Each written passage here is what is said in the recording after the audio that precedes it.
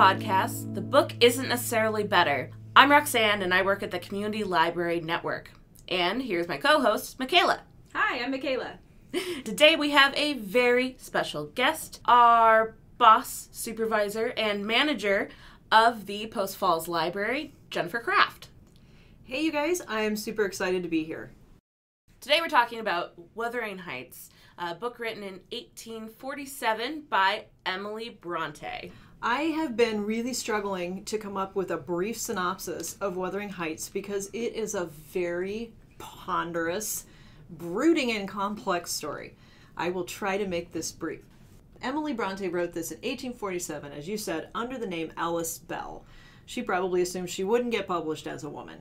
This is a story of two families who are neighbors, the Earnshaws and the Lintons. Now, Mr. Earnshaw, father, brings home a foundling who they name Heathcliff. Mr. Earnshaw already has two kids, Kathy and Hindley. Heathcliff and Kathy form a pretty instant bond, but Hindley's very jealous and eventually treats Heathcliff like a servant.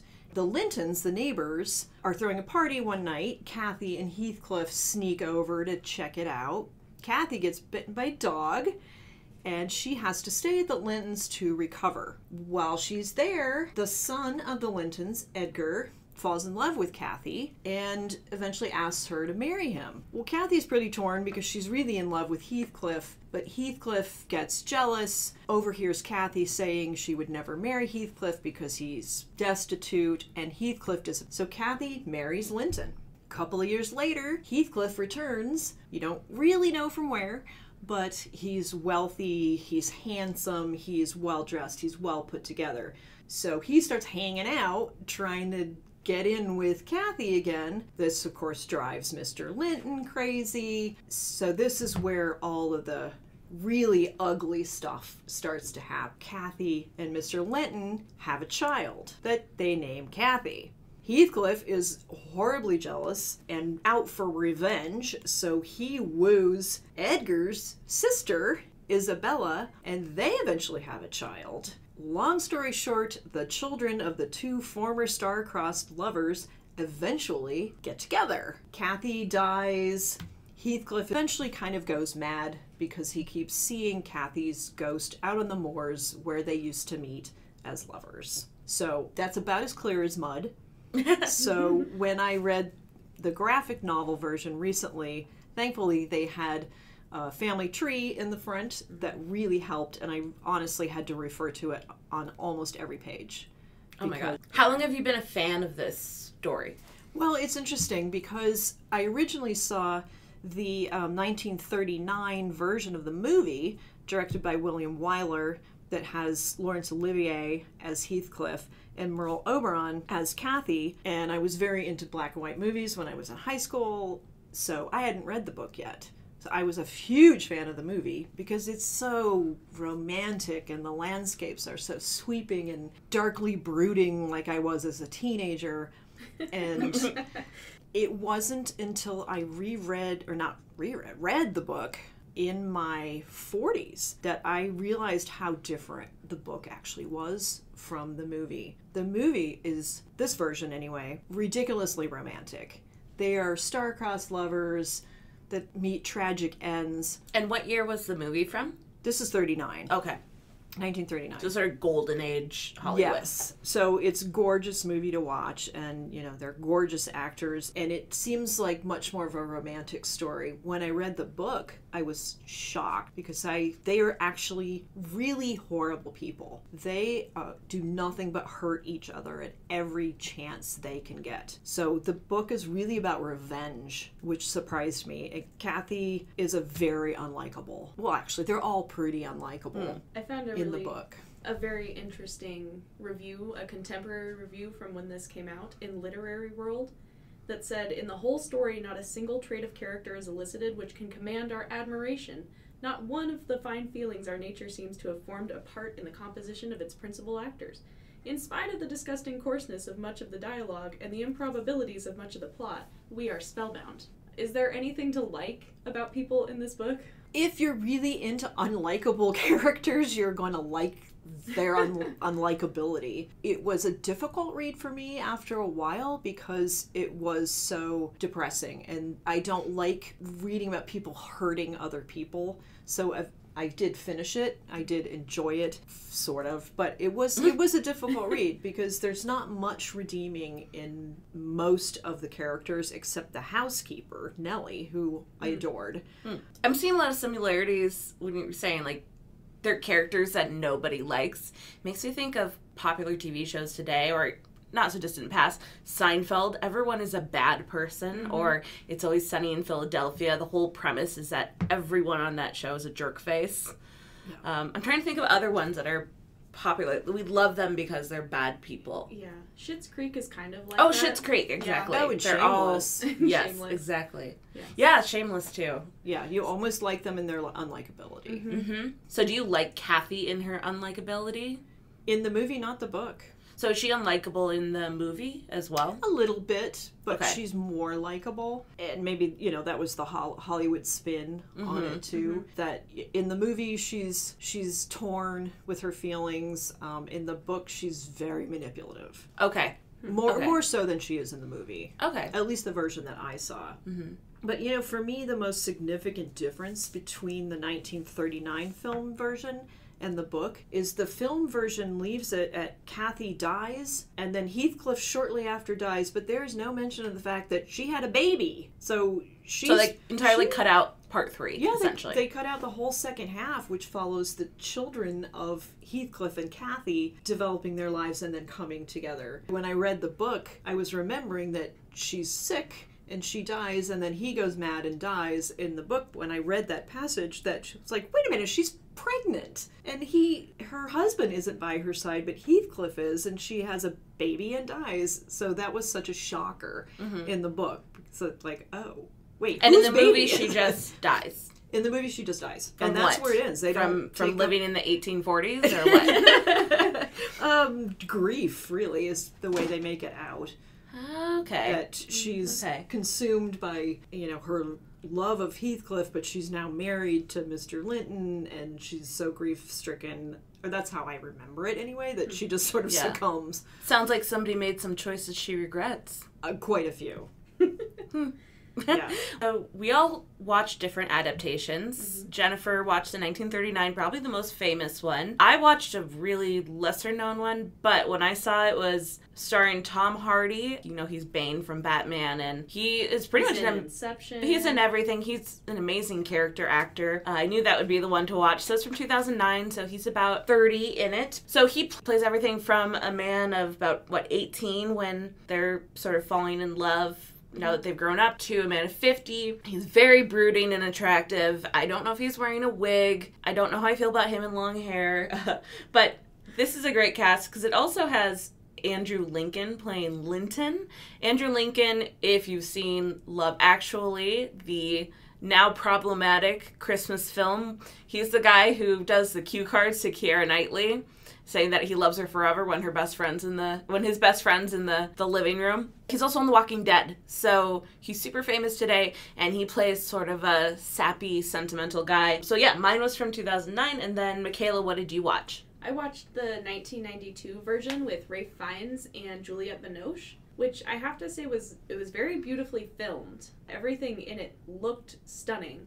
But I was also surprised by how just revengeful everything was. I didn't really realize it was that dark of a story until I watched that movie. It does, however, it does go into the Act 3, and I read that it was one of the few adaptations that actually goes into Act 3 with their children. How long was the version that you watched? That's a good question. Like, was it just one movie? Was it a it's just a single miniseries? movie. Okay. Yeah. Now, did the one you watched, Roxanne, have Act 3? Or Part 3? Yeah, it was like only 2.5 hours total, but it was broken up into a miniseries like BBC loves to do, so it was 2 parts. And I was incredibly confused at first because I knew sort of the basic story. I haven't read the book, but when it first opens, they're just focusing on the children of Heathcliff and Kathy falling in love. Really confusing. So we meet Heathcliff as an older man being incredibly cruel, and then we see some ghosty stuff, and we go back in time to the whole story. But as a framing device, I was incredibly confused. The ghosty stuff does not play a huge role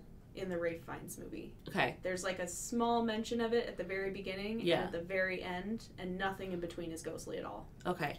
Yeah, mine wasn't even so much ghosty as, like, 20 minutes in, he's... What is the word for it? Dysenterying? Yeah.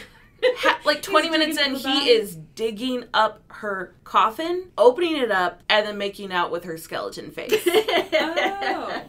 Uh-huh. Oh my. So it's a lot, and he's being very Tom Hardy about it. Roxanne, can I ask you, Yeah. on the Tom Hardy mumble scale, from like Oh. normal Tom Hardy to Bane, where is Tom Hardy in this movie? I give you permission to walk on the moors.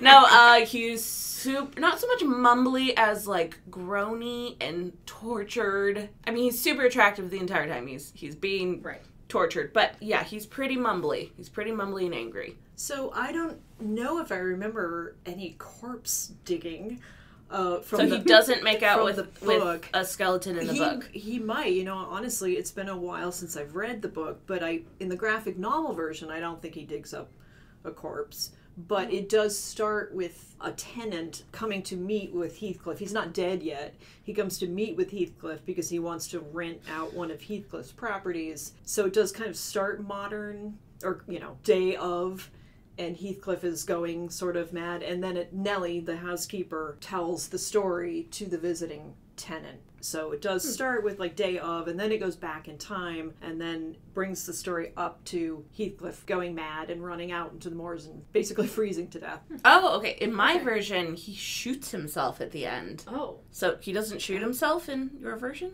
I don't think I don't so. think so. Wow, they took some artistic I just liberties. read the graphic novel. You'd think I would remember Yeah. this. Yeah. Okay, I honestly now? don't remember how he dies in my version. Oh. From being in the 1840s, Yes, maybe? yes. I mean, don't kill Condition you. of living in the Just being 1840s. alive then. Oh, the big thing in mine is I kept waiting for Kathy to be awful in my version, and she wasn't. She's like a really spirited teenager, but Yeah. sweet. The most cruel she gets is that she kind of snaps at the servants. Well, yeah, so in the 39 movie version, she is kind of sweet at first, very spirited, but when she's bitten by the dog and she gets to spend some time at the Lintons recovering, she discovers that she really has a love for finery and nice clothes and frippery and good food, and that's kind of when she starts to change. I get it. Because she goes home, and Heathcliff is being treated like a servant. So here's this man she loves who is dirty and unkempt and being treated cruelly and not really standing up for himself. And that's when she really starts to feel or act with a lot of contempt toward him, which I'm sure is why when he runs off, he's determined to come back and prove that he is none of those things that she thinks she is. But at that point, it's too late because she's already married. Oh, okay, so in your book and movie, she is being awful to him. Yeah. And then he runs away. Right? In mine, she comes in, she's like, look, I have a pretty dress on, don't I look great? He's like, that's not the Kathy I know. And then they call each other Love throughout the whole movie. She's like, yeah. Love, like, don't. Stop. No, yeah. See, he does And then he do runs that. away. Yeah. So it's him. He does do that. You're like, wait, this isn't you. Why do you feel like you need all this fine stuff? And she starts showing contempt. Oh, okay. Mine was similar. Mine was more just like, stop. It's rude. I have to say, I watched... The 92 one is a little bit confusing because Juliette Binoche plays both Catherine and Kathy. No, Yes. I disagree with that it's choice. horrible. They, like, put a wig on her or something for the second part. So my To make her husband look older or younger? Which one has the make- wig? I think the older version of her has the wig. Is I it just believe. like a scare wig and they just like plop it up top of her head? No, like she's got like dark hair. Oh no, it's the other way around. She's got dark hair to begin with, and then Kathy has like a little bit lighter gold hair.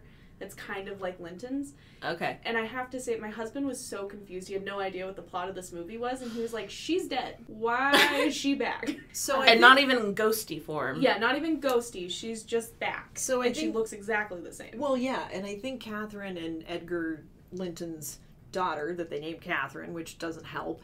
I think in the book she is described as looking remarkably like Kathy. So neither of your guys' versions had the same person playing Catherine and Kathy. Absolutely not. No, but it wouldn't have surprised me because they did find actresses that looked really similar. I have a question for you, Michaela. Mm-hmm. Ralph Fiennes, if I say his name right, I always get that Rafe, confused. which is weird. Ralph Fiennes. Ralph Okay, Fiennes. sounds so aggressive.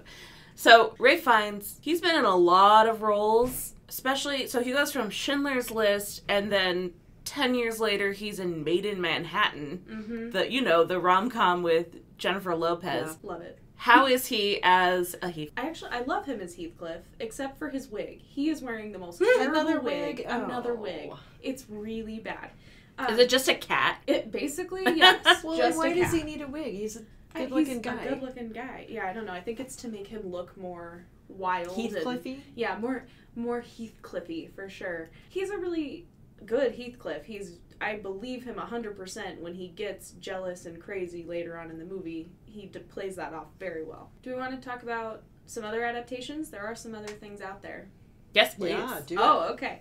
I found just a couple of things that I wanted to talk about. One, you guys know Genesis, like Phil Collins, Peter Oh, the Gabriel. band. Yeah, the band, sorry. Yes, The band Genesis. hello. They have an album called Wind and Wuthering with songs like Unquiet Slumbers for the Sleepers and In That Quiet Earth, which are taken from the last line of the book. Really? Yeah. Okay. So that we need to look up. I also today found out that there is a Death Cab for Cutie song called Cath. And the music Oh. video for it is extremely early 2000s. Yes, Okay. it brought back a lot of emo memories from high school For sure. and early college for me. In high school for me, yeah. Yeah, a lot of staring at shoes and thrift shopping. No, nobody else. Yeah, but you should watch the video. It's funny because he'll just sort of interject with Cath. And they're all sitting in the grass, no instruments. It's very emo. It's Okay. emo. All right. Yeah. Just wanted to mention those. They were fun. Well, and I have already referred a couple of times to the fairly recent graphic novel version of it, which I thoroughly enjoyed. I thought it was great. It really helped distill the story because I think it was fairly true to the original book. The illustrations were wonderful as well. I was reading a little bit about the writing of Wuthering Heights and said that Emily, because her name is Emily. Yep. Yes, it is. Not Charlotte. Emily wrote that she was sort of playing with the idea of, like the handsome rake becoming the best husband material. And she was playing with that because you keep waiting for Heathcliff to redeem himself, and he doesn't. He is terrible to the very end. Like, she was playing with the idea that, oh, well, if they're terrible on the outside, there has to be, like, a soft, nougaty core. But no, there isn't. He's just an onion full of more onion-smelling layers. Yeah.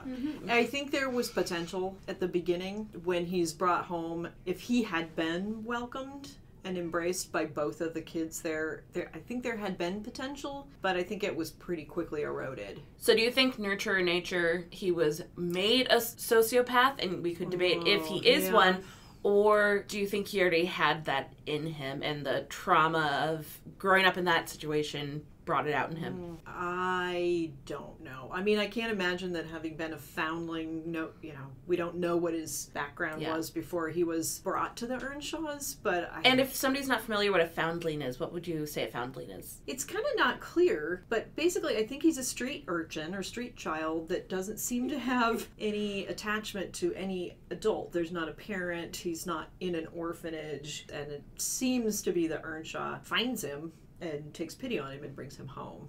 Okay. The version I watched, they did call him a foundling, but his little brother makes some remark how he was being bullied, like the idea that it was Mr. Earnshaw's illegitimate son. Oh, okay. They kind of toyed with that idea in the 92 version as well. So that's us wrapping up Wuthering Heights by Emily Bronte. And I want to thank Jennifer for being our guest today. Thank you, Jennifer. I hope you'll join us again soon. This is Roxanne and my co-host, Michaela. And where do we work? And Jennifer. And where do we work? The Community Library Network. Come see us soon.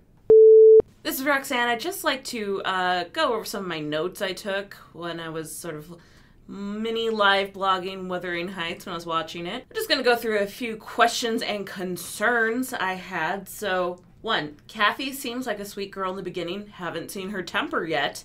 2, why does Kathy's brother hate Heathcliff so much?